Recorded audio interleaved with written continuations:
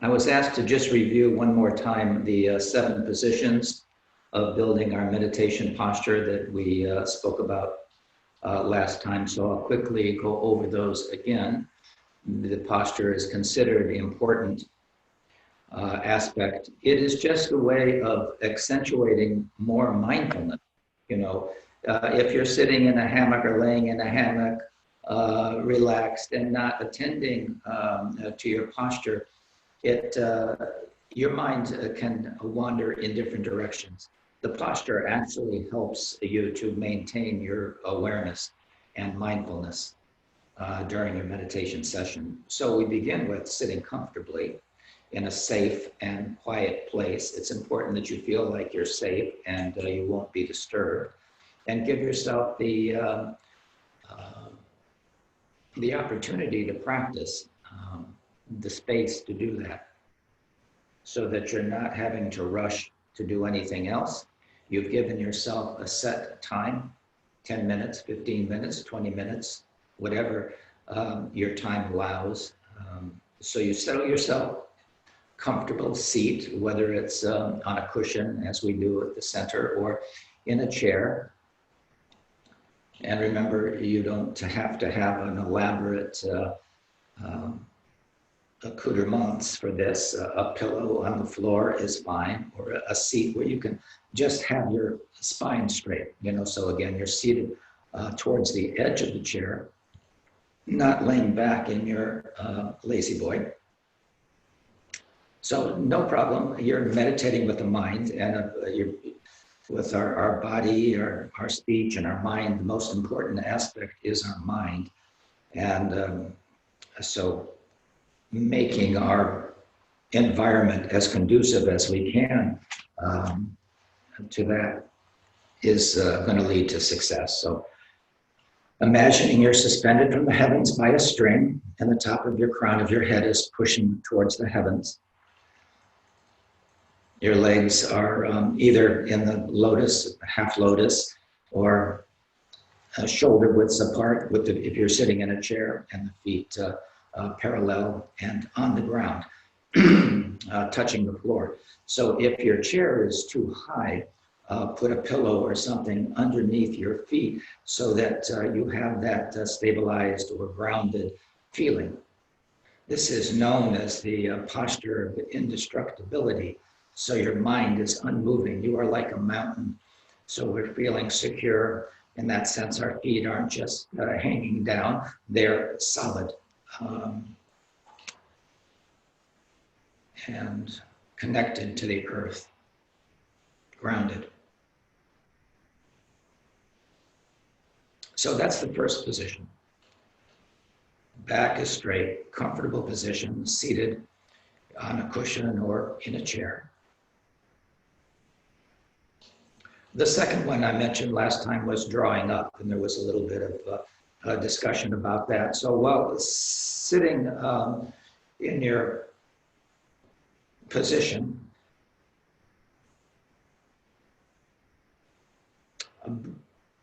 you exhale,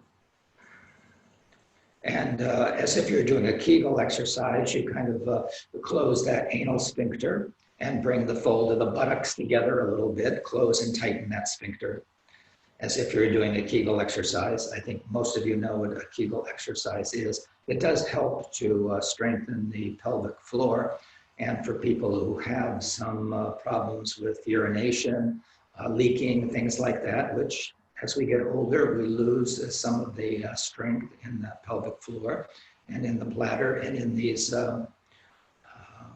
muscles. So doing the Kegel exercise has a number of benefits, but we're doing this for the specifics of our posture. So we're drawing up, we're exhaling, closing the anal sphincter, drawing the organs up, as if we're pulling up on the abdomen, on the inside organs, and then very gently, slowly relax everything back into its normal position. So this position does contribute to our health and towards maintaining our vitality and warmth. as well as strengthening and taming the mind. So this is, again, a skillful means to get our body in the right frame of mind energetically and mentally for our meditation session. The third position is to touch the tip of the thumb to the first or second joint of the ring finger, a gentle fist, and then palms down on the knees. You can also use the position of equanimity with right hand and left thumbs gently touching and relaxed in the lap. But Kepler Rinpoche suggests this posture, and it does help to with our attachments and helps to reduce our monkey mind.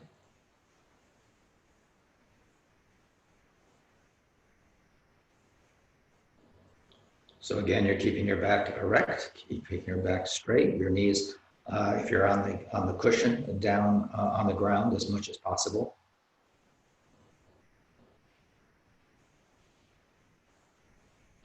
If this is well established, you have these positions correct. You should not have to exert any effort. The position is natural, relaxed, and effortless. This is the most comfortable position I can sit in. Of course, I've sat in it for a long time, and my body is used to it. But it is like that as you get used to it, it becomes more comfortable. The muscles, tendons, ligaments adjust to the posture, and it is not foreign. It becomes very natural.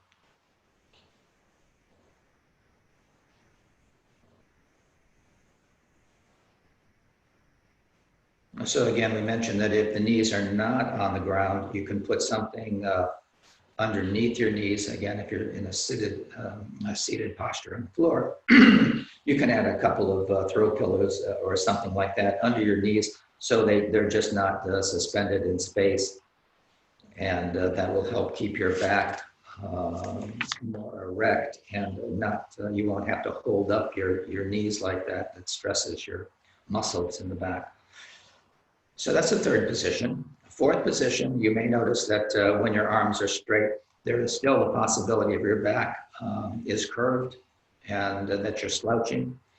I mentioned that you do want to sit in a cushion, so your bottom is about 4 inches or so higher than your knees. So even if you're seated in a chair, you want to be towards the edge. That's why we say sit towards the edge. Because if you're seated in the back against the back of the chair, often the chair is slightly tilted back, so your bottom can be lower than your knees, which can be uncomfortable. So sit towards the edge of the chair for that same reason.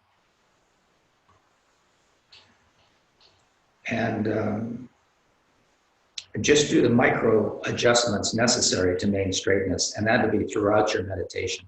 So you're aware of what's going on outside. You hear sounds. We're not trying to stop or eliminate sensations. We're just aware of them. So you'll hear sounds, maybe the chirping of the birds, maybe a siren, maybe some activity, or your animal making noises, a variety of things. And we just allow that sound and emptiness to arise without making a story about it. Those sounds will come and go. We're not going to attend to them. And aware of what's going on inside your body as well.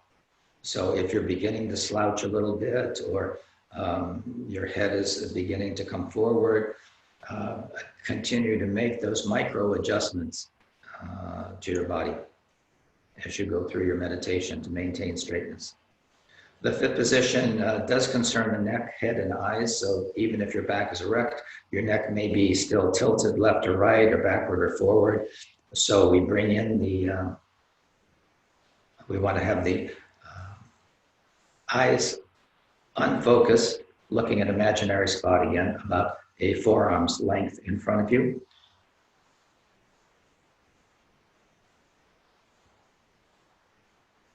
I did mention that we can have the eyes looking down, looking straight ahead, or looking up. And there are reasons why we will do that, and I'll come to that in a moment.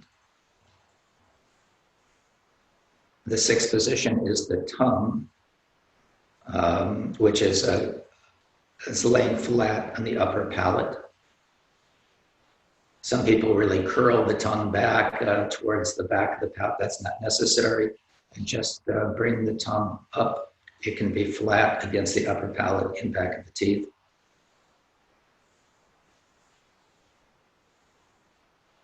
Like all the postures, this one has an immediate benefit as well as long-term benefit.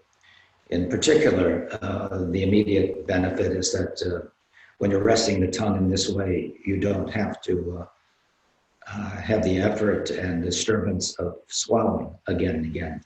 As you build saliva up, this will stop the build-up saliva, and consequently you're swallowing. And sometimes you'll swallow and it'll go back on the wrong pipe, and you'll cough and have all kinds of situations going on. So, but it also acts as a switch in a way that enhances the flow of energy up the spine and down the front. So we place the tongue on the roof of the mouth. And the seventh is just bringing the chin in slightly, straightening up the upper cervical vertebrae. This helps again to align the neck, relax the shoulders.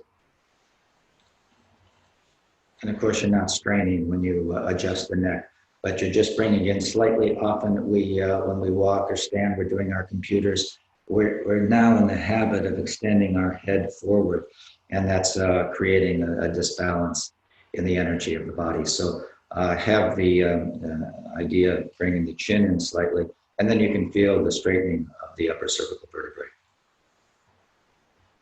So those are the 7 positions. And these 7 positions were taught by the Buddha and in training properly for shamatha. And initially it may feel uncomfortable as we become more used to it, but the correct posture helps the mind find peace, strength, control. So it benefits the mind, it also benefits the body by bringing the energies and elements into balance and harmony and creating the conditions for awakening. So we have this movement of energy in the meridians and in the central channel. We're untying knots, karmic blockades or impediments to the flow of qi in the body, and having the right alignment helps to untie those karmic knots and improve our attention. So the attention to our posture is important. Any questions about that before we go on? Lama, I just have a question. I've raised this before. A previous meditation I used to do involved eyes closed, and then so there was, when meditating, it was in some ways easier to feel the inside, what was happening inside the body. And I'm thinking this meditation is different in that it's, the awareness is like that, maintaining this posture is the meditation in a way. It's not so much about going way inside the body or something. Could you speak with about that a second? Well, I agree that that's true. That this is part of mindfulness training, is the position of the body, and so we don't want to get lax and have our position collapse. But our attention in shamatha, or tranquility meditation, is the breath. There are many types of meditations. You could, focus on a sound. You could focus on a stone. You could focus on a twig. You could focus on a rupa. There's a number of things you could focus on in the body. But for the purposes of the way the Buddha taught shamatha, we are going to, along with the postures that we just mentioned, those 7 points, next is the attention on the breath. So when we're breathing in, we're aware of breathing in. We can feel, just as you say, you can, closing the eyes or having the eyes open is not going to really influence your awareness of the breath. the eyes are unfocused. You're not looking at anything, but the now and in the future, as we progress along this path of meditation, having the eyes in that posture slightly open, not overly excited open, but there's light coming in, but you're not looking at anything. Mm. That is important. When you see, a picture of the Buddha or a rupa of the Buddha, his eyes are open. He's aware of what's going on internally, externally. We're not shutting ourselves off and going into that darkness. The problem when we close our eyes, it becomes a screen that we can project our movies on and can actually be more of a distraction. So there is a reason for having the eyes open, but unfixed. Mm-hmm. Thank you.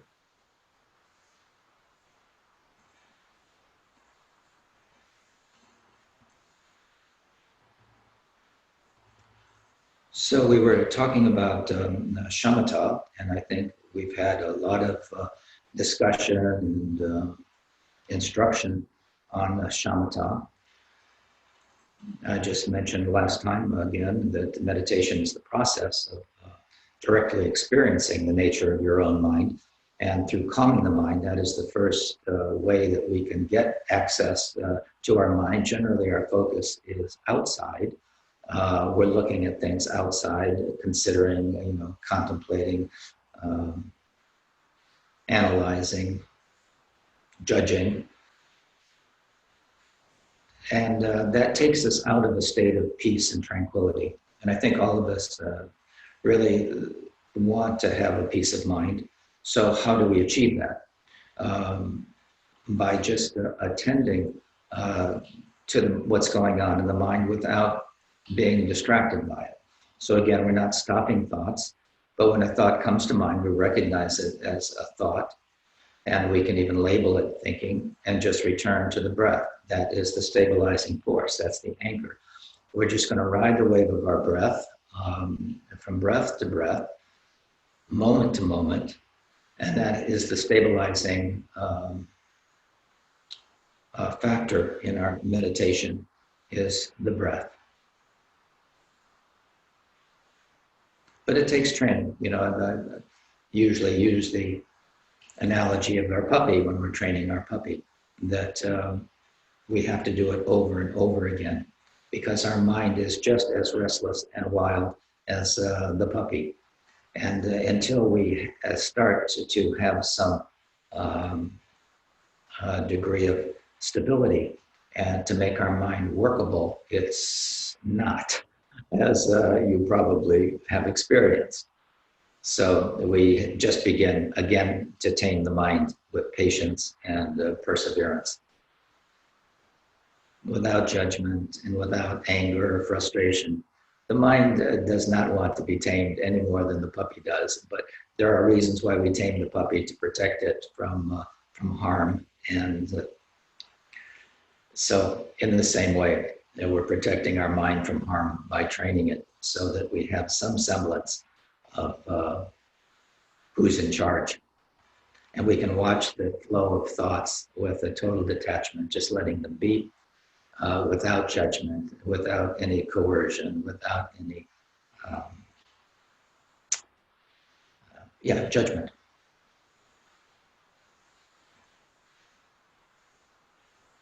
So I think, again, we all know the instruction on shamatha and the qualities we've mentioned prior.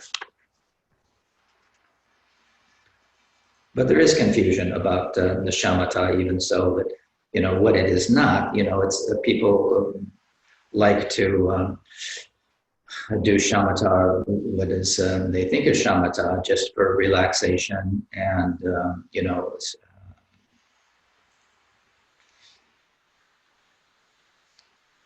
to improve their blood pressure or a variety of health and other secondary things. And that's good. Those secondary side effects are real. But our point is to tame our mind and to allow it to rest naturally in its original state. which is clear awareness. And we're approaching that through the practice of shamatha.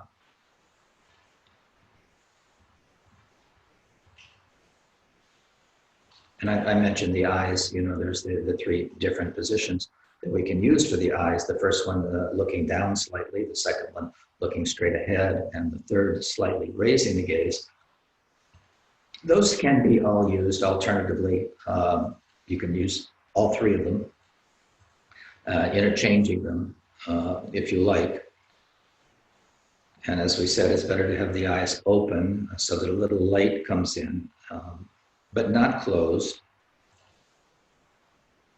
Open them slightly, leave them unfocused and relaxed, and then let your awareness come to the breath. And when breathing in, we're aware of breathing in. When breathing out, we're aware of breathing out. And I say that the breath is uncontrived. We're not trying to force it in any way, slow it down or speed it up.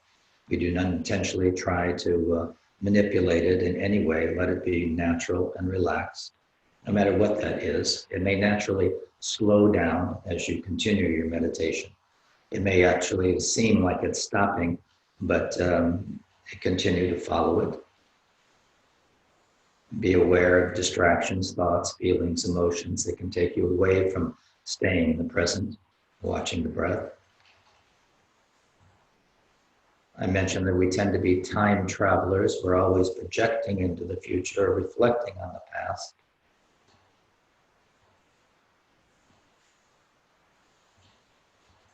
So stay present.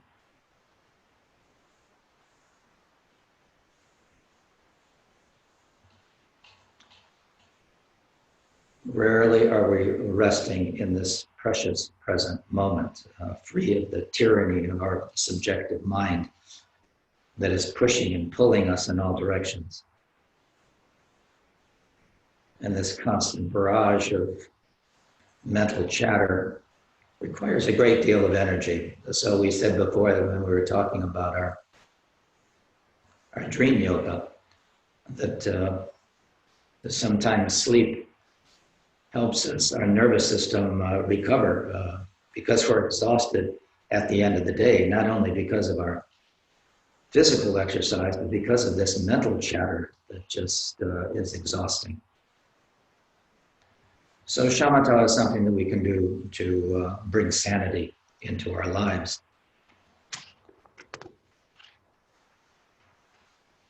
And we want to do this, on a regular basis. So we want to establish, a daily practice. So this is something we do, whatever fits your schedule, whether it's in the morning or in the evening. And we have a location, for our practice. Just like in real estate, they say that what's the most important thing? Location, location, location. And similarly, in where you practice, your meditation location is important so that you can, we said, be safe, feel comfortable, undisturbed. So it's good that you establish, and I think most of you have established a room, a corner of a room, a place that you can really have to isolate yourself from the world, and that you feel safe, comfortable. You have a little puja table there. You have a little something that you can, you're creating a sacred space. So an image of the Buddha, a flower, incense, whatever that is that creates that sacred space for you is important. So that when you're there, you're meditating. Just like we have a place where we eat, we have a place where we sleep, we have a place where we work. We have a place where we meditate, and that place is naturally conducive to our mind turning towards the Dharma.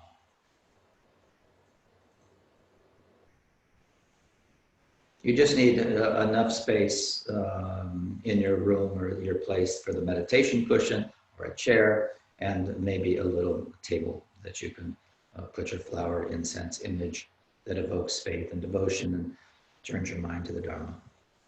So create a space that makes you happy. That is good feng shui. If it makes you happy, it's good feng shui.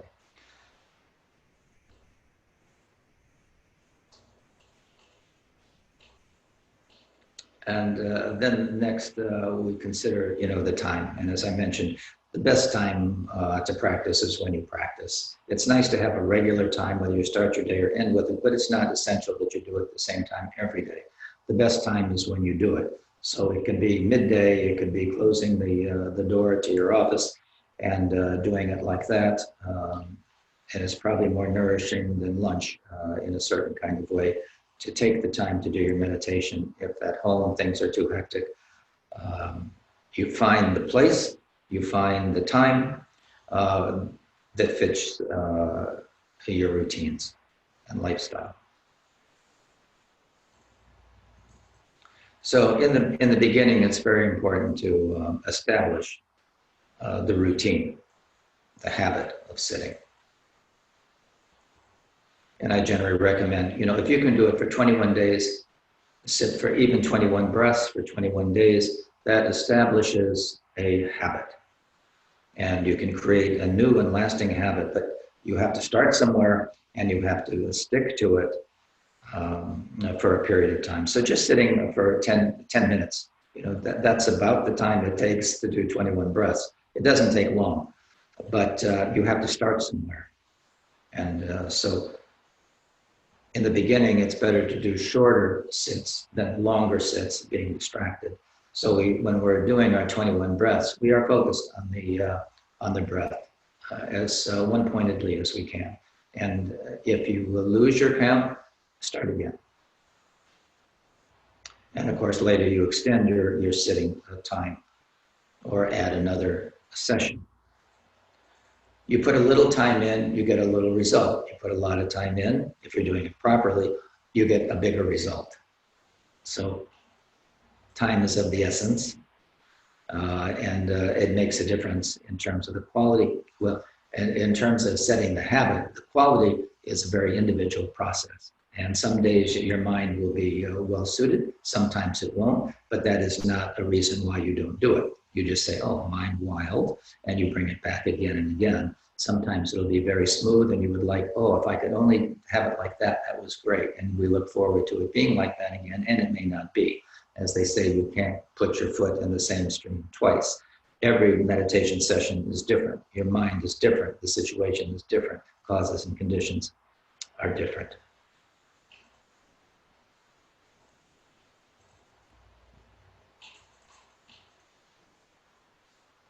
So again, it's nice for you to have a shrine at home.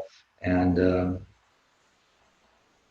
so we talked about for establishing a daily practice. First, you have your location, then you have your time set.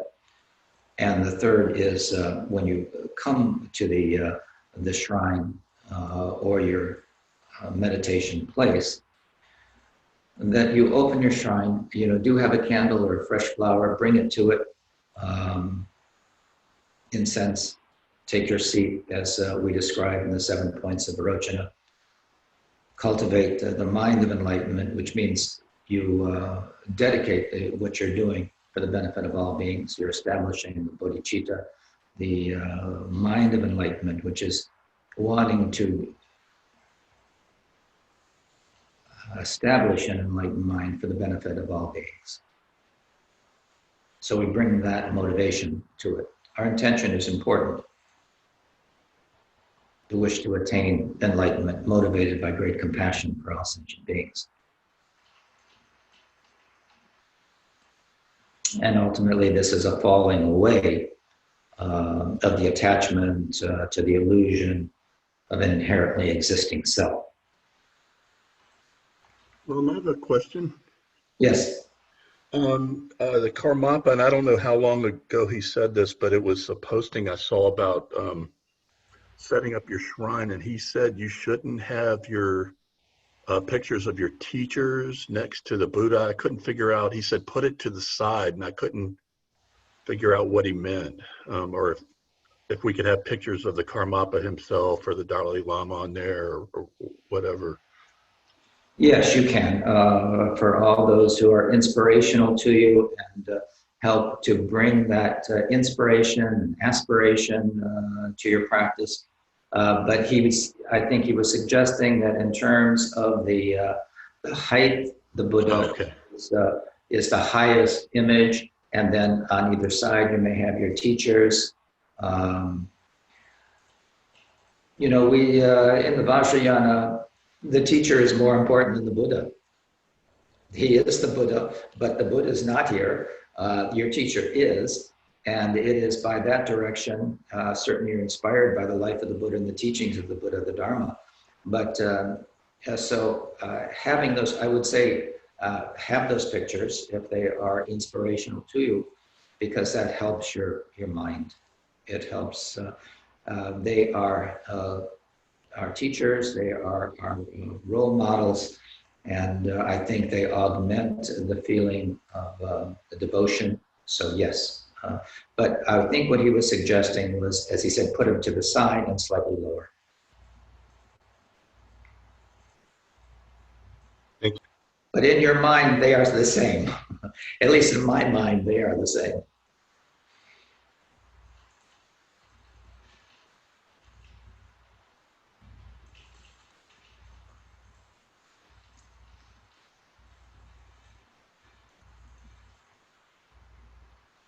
So yeah, that is important to have these images, I think, whether it's a rupa, a statue, a picture, a tanka, these kinds of things are aspirational, they inspirational, and lead the mind in a positive way.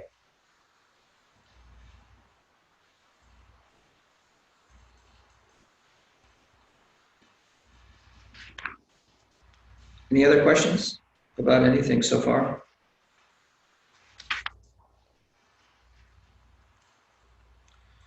So again, I think we've spoken about shamatha, and often I use the expression of the mind being like the sky, spacious sky, and these thoughts, feelings, emotions like clouds in that sky. We see the arising of the thought, and if not followed or encouraged, it will naturally dissolve into emptiness, like clouds in the sky. And be careful not to judge thoughts as they arise. They are just adventitious, we say. They are not part of you. They come out of nowhere. They are nothing. But we give them special meaning and attach ourselves to them, and they are huge distractions. And in the Mahamudra lineage prayer, we say distractions are, the non-distraction is the body of meditation. So we should be in the midst of our meditation, non-distracted. We're focusing our awareness on whatever that focal point is, in the sense it's the breath, in a non-distracted way. But that's easier said than done, as you know. But that is the body of meditation, is that undistracted, one-pointed awareness of the breath.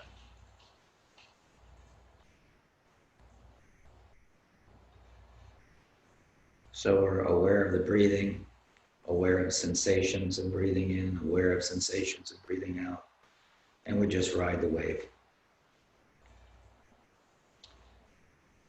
Natural wave of the breath to the end before we take the next breath in, like that. You may notice a little pause at the top of the inhale. It's like when you throw a ball up in the air. It may pause just for a moment before it comes down. In the same way, when we take our breath in, there may be a little pause at the top of the inhale before we exhale, and a little pause at the bottom of the exhale before we inhale. We're aware of every aspect of the breath. Be the breath. Let the breath be natural, gentle. It should be light. You shouldn't be hearing these deep sounds when you're doing your inhale. It's a light breath. And it's a light-hearted feeling of gratitude and for the freedom to practice and the release of attachments. That is true freedom. So we're very fortunate. and enjoy your meditation time. Sometimes we get so strict and too tight that we lose the joy of meditation. I have another question. Yes. And it has to do with the breathing. So we've got the Saharan dust cloud, and there are several of us, myself included, who have problems with asthma, lifelong problems with asthma. Yes. And it's a little breathing becomes very interesting when you have an asthma attack, when you're meditating, and it's almost distracting. Yes. I wondered if you have any guidance on that. No, I hope you have an air purifier in your space so that you keep your air quality as good as you can. And, you probably are taking an inhaler or something, maybe more than usual right now, because it is true that the dust is interfering with people's respiration and can contribute to that inflammation and tightening and difficulty. Yes. So you just do the best you can under those circumstances. That's a natural kind of problem with the physical form based on those factors. So yeah, if you can't breathe, that is distracting. So Right. you do the best you can under those circumstances. But I've also noticed that have the air purifier in your room so that whether it's dust or the pollens or whatever it is, you try to keep that space, air quality as good as you can. Yeah, and I've noticed that meditative breathing often also helps, because there's a certain anxiety that comes with asthma, and then if you sort of just have that meditative breathing, that helps calm the mind a little bit, and that certainly helps. Yeah, and when we can't breathe, sometimes it becomes even forced, which we really struggle with the breath. So keep the breath light. It's a light inhale through the nose if you can. And yes, relax the chest, relax the lungs. Let your energy go to the lungs, and you can have the vision of them expanding and extracting the qi from the air that you're breathing in a very natural, effective way. So the mind, the energy goes where the mind takes it. So just bringing your awareness to the lungs, and the nose is the gateway to the lungs. We should be breathing through our nose. It filters the air with the hairs that are there, and warms the air, and it cleans it before it gets into the lungs. So breathe through the nose as much as possible and relax. Yeah, when you can't breathe, there's certainly a tension that goes with that. That's our primary source of energy. Again, you can go for a while without eating and drinking. You can't go long without breathing, and we can get very stressed out about that and fearful, anxious about it. So keep the breath light and gentle and relaxed. It will change the quality of your breathing.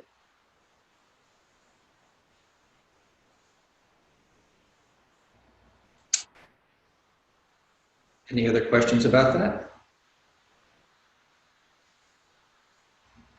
Okay.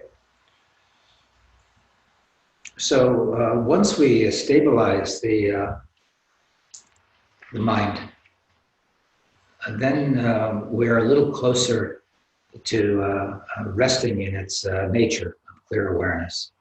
When the mind begins to slow down, that torrent of thoughts begins to slow down, then we have tamed the mind to a certain degree. Just like our puppy, we are trainable. And the two ways through which we gain freedom from our habitual mental patterns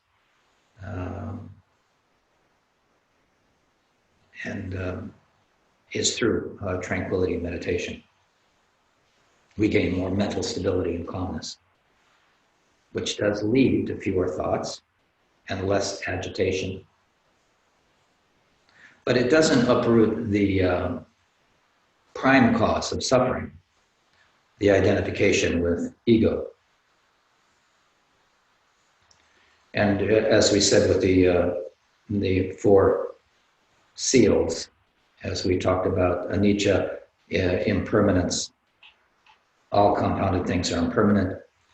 Dukkha, all emotions, all their experience is suffering one way or another, dukkha. And the phenomena that all phenomena are empty. They lack inherent existence, that's anatta. But the shamatha, in and of itself, doesn't uproot this clinging to a self. But vipassana is, or insight meditation, vipassana is insight meditation.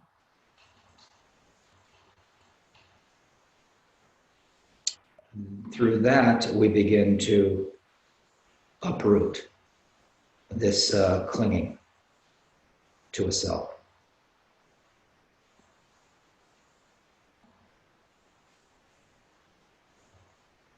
So we begin, this takes us to the second point of meditation, second process of meditation, which entails a systematic analysis to deconstruct this manufactured self, this I to which we are so attached. And the two types of meditation, shamatha and vipassana, work together. We have spoken of the importance of tranquility meditation, and it is an indispensable preliminary to our practice, our progress on the path. So now we will turn a little bit to the vipassana aspect briefly, because vipassana in the Vajrayana is a little different than vipassana in other schools. So we want to free ourselves from mental obscurations that cloud the mind and obstruct our seeing the mind's true nature. So insight meditation, vipassana, is employed. And once we have sufficiently tamed the mind and developed a strong tranquility meditation and have quieted the mind and made it workable, we can then use it for insight meditation. So with the mind stable, when we say stay, our mind is able to do that.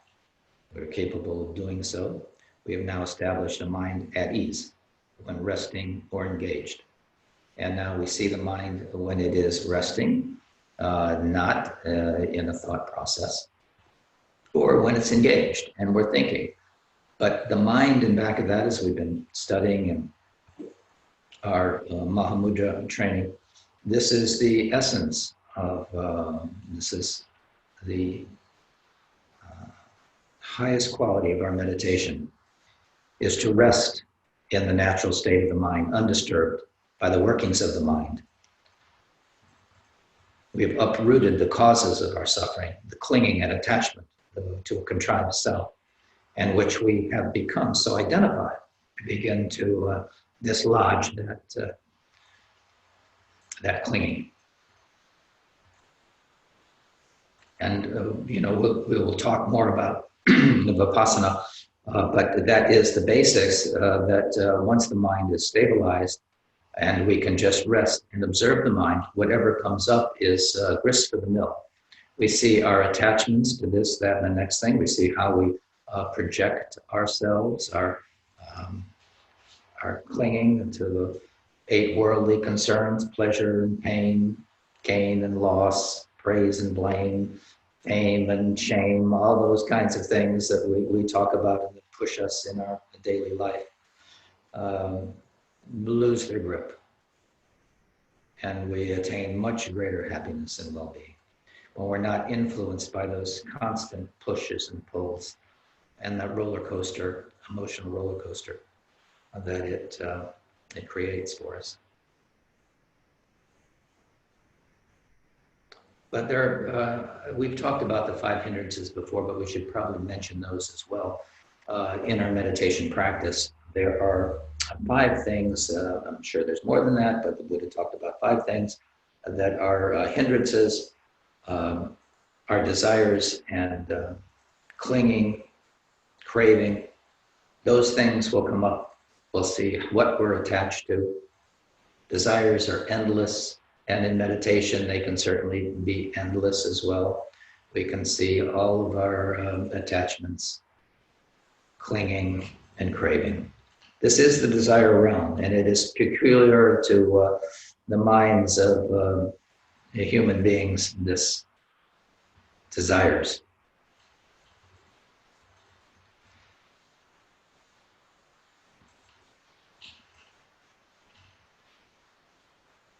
Aversion, so we have attractions and aversions. The aversions, create frustration, create anger. We're pushing those things away.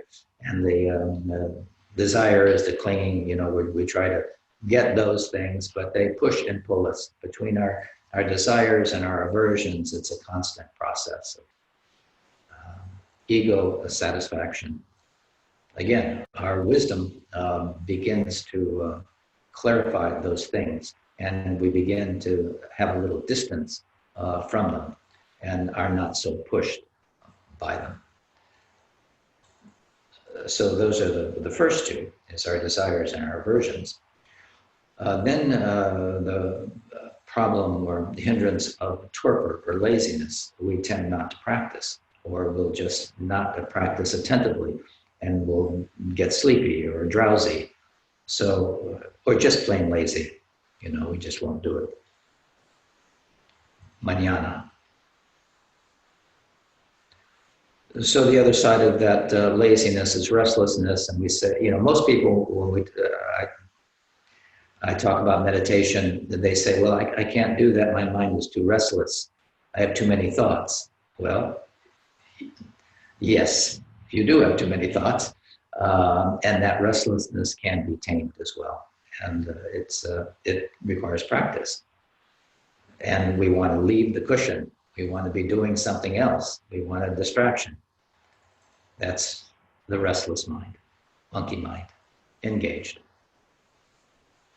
And the fifth is doubt. Am I doing it right? Is this going to work? This is all crazy. And then we doubt our teachers. We doubt the Dharma. We doubt the teachings. So that is a big hindrance in our practice. And it can come and go, and you just see it like you'd see any hindrance. So that's interesting. My mind is creating this doubt for me. And we see it like clouds in the sky, just like any other thought. But some of these thoughts are really going to grab you. You're going to say, wow, this is really an important thought. This really has substance. This is really, really real. You may have had that experience. Any comment about the things we've talked about so far?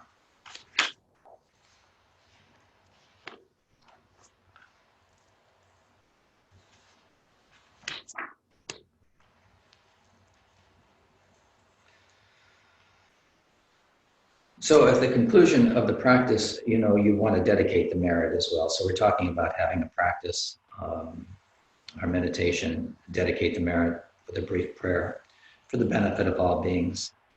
And this concludes your practice. And of course, there are many practices we could add, doing the Mahamudra lineage prayer, doing Tonglen, but this is the foundation practice, and that all of the other practices are built upon. It's like building a foundation to the house.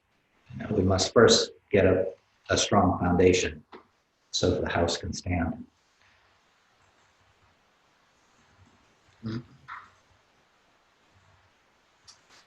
Lama. Yes. Yes, and I'm experiencing several my present version of this is the most dangerous clinging is that is like really coming up. It's really getting clearer and clearer and clearer. What's also getting clear is the illusionary nature of it, but also when I'm tired, if I'm too tired, if I've overworked and I'm tired, it's much harder to have that presence of mind to say, okay, these are thoughts, I'm going to let this go. It's so I think what I have to do is be very careful not to get exhausted. For now, yes, but it'll be such a habit that when the thought comes to mind, you'll be able to address it, say, oh, yes, I know you, I've seen this before, and I'm not going to engage in it. But it is a matter of becoming familiar with, again, that mind stream. And when you get tired, it does take energy to observe, to see it, and to address it. Sometimes we just don't want to do it. It's just like we were talking about dream yoga. Sometimes we just don't want to attend to it. We get lazy and, okay, fine, I'm just going to dream.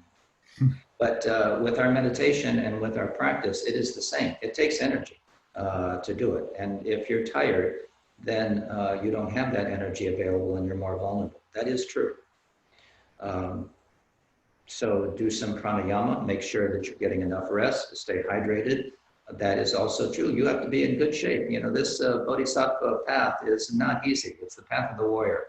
So just like a warrior needs to be in good shape, so do you. Mm-hmm. Mm-hmm. Thank you. So another aspect of meditation is walking meditation, which is a nice complement to the sitting practice. I'll mention it briefly, but I think next time we'll pick it up again because we're running out of time for this particular segment. So just like in everyday life, you know, when you're sitting, be aware that you're sitting. When you're standing, be aware that you're standing. When you're walking, be aware that you're walking. When you're doing the dishes, be aware that you're doing the dishes. When you're taking a shower, be aware you're taking a shower. So we're bringing our mindfulness to all of our activities. In Tibet, walking meditation is not so popular. They don't do it. They do a lot of sitting, but for us, we tend to be a little more active. We tend to be a little more yang in our expression, active. So the Buddha did teach a walking meditation. And if you're sitting for an extended period of time, moving your leg, particularly if you're in a cross-legged position, getting up and moving is certainly helpful for your circulation in the beginning. In particular, your legs may fall asleep, and so getting up and walking a little bit is helpful, but it also is invigorating and just changing the structure of your meditation. The Buddha taught so many different ways, 84,000 ways to deal with all the different mindsets. It's like a smorgasbord or there's a lot of food out there that we can choose from. So in this way, walking meditation is another skill for our practice. And